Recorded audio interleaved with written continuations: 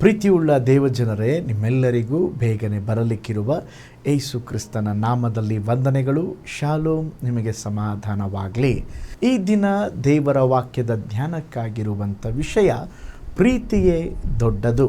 ಅದಕ್ಕೆ ಆಧಾರವಾಗಿ 1 ಕೊರಿಂಥ 13ನೇ ಅಧ್ಯಾಯ 13ನೇ ವಚನ. ಹೀಗಿರುವುದರಿಂದ ನಂಬಿಕೆ, ನಿರೀಕ್ಷೆ, ಪ್ರೀತಿ ಈ 3 ನಿಲ್ಲುತ್ತದೆ. ಇವುಗಳಲ್ಲಿ ದೊಡ್ಡದು ಪ್ರೀತಿಯೇ. ಅಪೊಸ್ತಲ ಪೌಲನು ಪ್ರೀತಿಗೆಂದು ಒಂದು ಅಧ್ಯಾಯವನ್ನೇ ಬರೆದನು. ಅದು ಕೊರಿಂಥದವರೆಗೆ ಬರೆದ 1ನೇ ಪತ್ರಿಕೆಯ 13ನೇ ಅಧ್ಯಾಯ. ನಮಗೆ ಎಲ್ಲವೂ ಇದ್ದು ಪ್ರೀತಿ ಇಲ್ಲದವರಾಗಿದ್ದರೆ ಏನು ಇಲ್ಲದವರಂತೆ.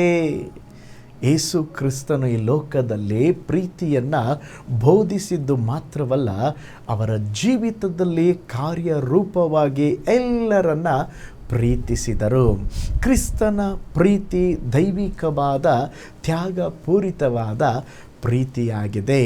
ಪ್ರೀತಿ ಇಲ್ಲದವನು ದೇವರನ್ನು ಬಲ್ಲವನಲ್ಲ ಎಂಬುದಾಗಿ ವಾಕ್ಯ ಹೇಳುತ್ತದೆ. ಎಷ್ಟೋ ಜನರು ತಮ್ಮ ಸ್ವಂತ ಸಹೋದರ ಸಹೋದರಿಯರ ಬಳಿ ಪ್ರೀತಿ ತೋರಿಸದೆ ಬೇರೆಯವರನ್ನು ಪ್ರೀತಿಸುವವರಾಗಿರುತ್ತಾರೆ.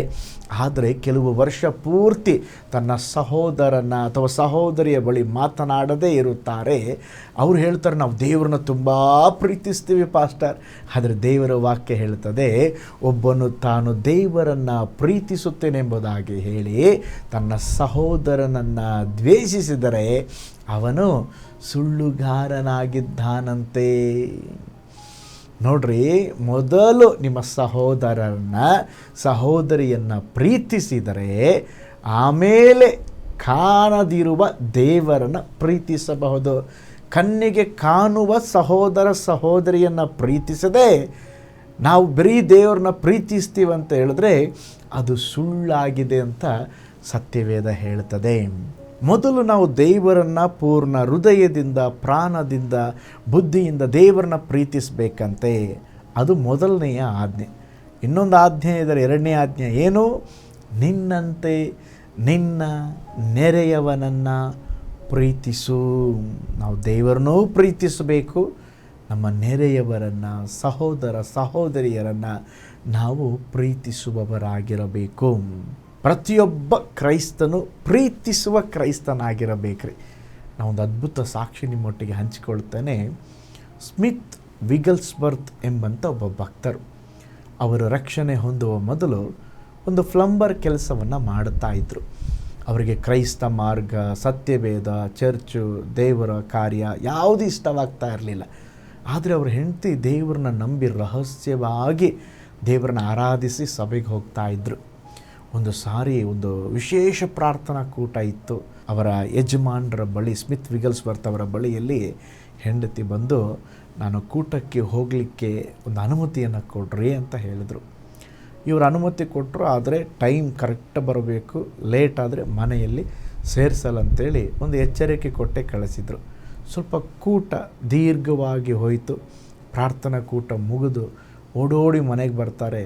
ಲೇಟಾಗಿದ್ದ ಕಾರಣ ಅವರ ಗಂಡ ಬಾಗಿಲನ್ನು ಹಾಕಿಕೊಂಡು ತೆಗೀಲೇ ಇಲ್ಲರಿ. ಅದು ಚಳಿಗಾಲದ ಸಮಯ, ಮಂಜು ಸುರಿಯುತ್ತಾ ಇತ್ತು, ರಾತ್ರಿ ಎಲ್ಲ ಚಳಿ.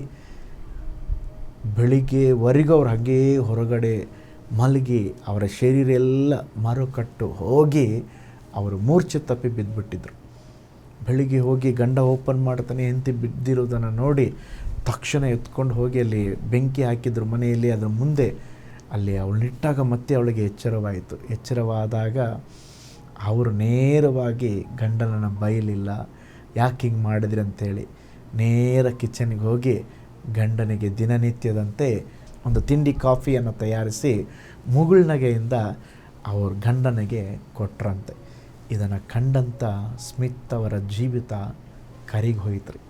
ಸುವಾರ್ತೆಗೆ 4 ಪಾಯಿಂಟ್ ಹೇಳಿಲ್ಲ, ರಕ್ಷಣೆಗೆ 4 ಪಾಯಿಂಟ್ ಹೇಳಿಲ್ಲ, ಕ್ರಿಸ್ತನ ಪ್ರೀತಿಯನ್ನು ತೋರಿಸಿದರು. ಅದಾದ ನಂತರ ಅವರು ದೊಡ್ಡ ಸೇವಕರಾದರು. ಅವರ ಸೇವೆಯಲ್ಲಿ ಎಷ್ಟೋ ಸತ್ತವರನ್ನು ಎಬ್ಬಿಸಿದ್ದಾರೆ. ಭಾಳ ಒಳ್ಳೆ ಸೇವೆಯನ್ನು ಮಾಡಿದ್ದಾರೆ. ಅವರ ರಕ್ಷಣೆಗೆ ಕಾರಣ ಏನಂದರೆ ಅವರ ಹೆಂಡತಿ ತೋರಿಸಿದ ಪ್ರೀತಿ. ನಮ್ಮ ಜೀವಿತದಲ್ಲಿ ಕೂಡ ಆ ದೈವಿಕ ಪ್ರೀತಿಯಿಂದ ನಾವು ಬೇರೆಯವರಿಗೆ ತೋರಿಸುವಾಗ ಅನೇಕರ ಜೀವಿತ ಬದಲಾಗ್ತದೆ. ಆದುದರಿಂದ ಈ ದೈವಿಕವಾದ ಪ್ರೀತಿಯನ್ನು ತೋರಿಸೋಣ. ದೇವರು ನಮಗೆ ಸಹಾಯ ಮಾಡಲಿ. ಕಣ್ಗಳನ್ನು ಮುಚ್ಚೋಣ, ಪ್ರಾರ್ಥಿಸೋಣ. ಪರಲೋಕದಲ್ಲಿ ವಾಸ ಮಾಡುವ ನಮ್ಮ ತಂದೆಯಾದ ದೇವರೇ, ಈ ದಿನ ನಂಬಿಕೆ, ನಿರೀಕ್ಷೆ ದೇವರೇ, ಇವುಗಳಲ್ಲಿ ದೊಡ್ಡದು ಪ್ರೀತಿಯೇ ಎಂಬುದಾಗಿ ಹೇಳಿದ್ರಿ ಸ್ವಾಮಿ. ಕರ್ತನೇ, ನಮ್ಮ ಜೀವನದಲ್ಲಿ ಕೂಡ ಈ ದೈವಿಕ ಪ್ರೀತಿಯಲ್ಲಿ ನೆಲೆ ನಿಂತುಕೊಳ್ಳುವಂತೆ ದೇವರೇ, ನಿಮ್ಮನ್ನೂ ಪ್ರೀತಿಸುವಂತೆ, ನೆರೆಯವರನ್ನೂ ಪ್ರೀತಿಸುವಂತೆ, ನಮ್ಮ ಸಹೋದರ ಸಹೋದರಿಯರನ್ನು ಪ್ರೀತಿಸುವಂತೆ ನಮಗೆ ಸಹಾಯ ಮಾಡ್ರಪ್ಪ. ಪ್ರೀತಿ ನಿಮ್ಮಿಂದ ಬರುವಂಥ ಕಾರ್ಯ. ಪ್ರತಿಯೊಬ್ಬರನ್ನು ನಿನ್ನ ನಾಮದ ಬಲದಿಂದ ಪ್ರೀತಿಸಿ ನಿನ್ನ ನಾಮವನ್ನು ಘನಪಡಿಸಲಿಕ್ಕೆ ಸಹಾಯ ಮಾಡಿರಿ. ಎಲ್ಲ ಕ್ಷಮಿಸದೇ ಇರುವ ಅನುಭವ ದೇವರೇ, ಅಂಥ ಕಾರ್ಯಗಳು ನಮ್ಮ ಜೀವಿತವನ್ನು ಬಿಟ್ಟು ನೀಗಿ ಹೋಗಲಿ ಎಂಬುದಾಗಿ ನಾವು ಪ್ರಾರ್ಥಿಸ್ತೇವೆ. ಒಂದು ಅದ್ಭುತ ನಡೆಯಲಿ ಸ್ವಾಮಿ, ಯೇಸುವಿನ ಹೆಸರಿನಲ್ಲಿ ತಂದೆಯೇ, amen, amen. Praise the Lord. ಹಾಗಾದರೆ ದೈವಿಕವಾದ ಪ್ರೀತಿಯಿಂದ ಪ್ರತಿಯೊಬ್ಬರನ್ನು ಪ್ರೀತಿಸೋಣ. ದೇವರು ನಿಮ್ಮೆಲ್ಲರನ್ನು ಆಶೀರ್ವದಿಸಲಿ. God bless you. ಕರ್ತನಲ್ಲಿ ಪ್ರಿಯರೇ, ಈ ಸಂದೇಶ ಮತ್ತು ಪ್ರಾರ್ಥನೆ ನಿಮಗೆ ಆಶೀರ್ವಾದಕರವಾಗಿದ್ದರೆ, ದೇವರು ನಿಮ್ಮನ್ನು ಪ್ರೇರೇಪಿಸಿದರೆ, ನಂಬಿಕೆಯಿಂದ ಸಾಗುವ ಈ ಸೇವೆಗೆ ನಿಮ್ಮ ಅಮೂಲ್ಯವಾದ ಕಾಣಿಕೆಯನ್ನು ಬಿತ್ತಿರಿ. ಪ್ರೀತಿಯ ದೇವಜನರೇ, ವಾಯ್ಸ್ ಆಫ್ ಹೋಪ್ ಮಿನಿಸ್ಟ್ರಿಯ ವತಿಯಿಂದ ಕೋರಮಂಗಲದಲ್ಲಿ ಪ್ರತಿ ಭಾನುವಾರ ಬೆಳಿಗ್ಗೆ 9:30ಕ್ಕೆ ಕನ್ನಡ ಆರಾಧನೆ ನಡೆಯುತ್ತಿದೆ. ಆತ್ಮಭರಿತವಾದ ಆರಾಧನೆ, ಮನಮುಟ್ಟುವ ಸಾಕ್ಷಿ, ಬಲಪಡಿಸುವ ದೇವ ಸಂದೇಶ. ಬನ್ನಿ, ನಮ್ಮೊಂದಿಗೆ ಭಾಗಿಯಾಗಿ ಕರ್ತನನ್ನು ಆರಾಧಿಸಿರಿ. ನೂತನ ತಿಂಗಳ ಆಶೀರ್ವಾದ ಕೂಟ ಪ್ರತಿ ತಿಂಗಳು ಮೊದಲ ದಿನ ಸಂಜೆ 7 ಗಂಟೆಗೆ.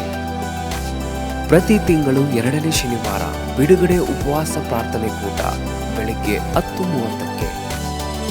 ನಿಮಗಾಗಿ ಪ್ರಾರ್ಥಿಸಬೇಕೆ? ನಿಮಗೆ ಯಾವುದಾದರೂ ಪ್ರಾರ್ಥನೆ ಮನವಿಗಳು ಇರುವುದಾದರೆ ಕೆಳಗಿನ ನಂಬರಿಗೆ ಕರೆ ಮಾಡಿ ಅಥವಾ ವಾಟ್ಸಪ್ ಮಾಡಿ. ಈ ಆತ್ಮಿಕ ಸಂದೇಶಗಳು ನಿಮಗೆ ಆಶೀರ್ವಾದಕರವಾಗಿದ್ದರೆ ಲೈಕ್ ಮಾಡಿರಿ. ಇಂಥ ಅದ್ಭುತ ಸಂದೇಶ ಪ್ರತಿದಿನ ನೋಡಲು ಬಯಸುವುದಾದರೆ ಸಬ್ಸ್ಕ್ರೈಬ್ ಮಾಡಿ ಹಾಗೂ ಇತರರೊಂದಿಗೆ ಶೇರ್ ಮಾಡಿರಿ. ಕರ್ತನು ನಿಮ್ಮನ್ನು, ನಿಮ್ಮ ಕುಟುಂಬವನ್ನು ಆಶೀರ್ವದಿಸಲಿ.